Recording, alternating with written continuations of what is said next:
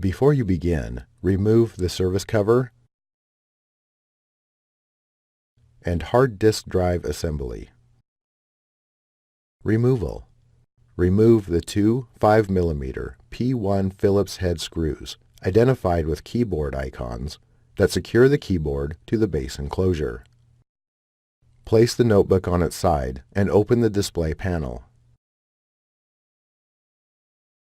While supporting the notebook and keyboard, insert a keyboard release tool into the opening in the base enclosure and gently press the keyboard to partially release it from the top cover. Turn the notebook right side up. Lift the rear edge of the keyboard and rotate the keyboard toward the front of the notebook until you have access to the keyboard and keyboard backlight ribbon cables and ZIF connectors. Caution: take care not to scratch the top cover.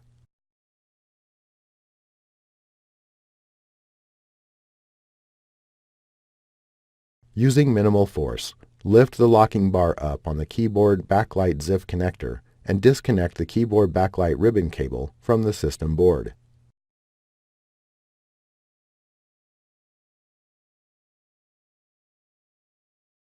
Using minimal force, lift the locking bar up on the keyboard ZIF connector and disconnect the keyboard ribbon cable from the system board. Remove the keyboard from the base enclosure. Reverse this procedure to install the keyboard. Thanks for watching. Please click subscribe for more videos and weekly updates.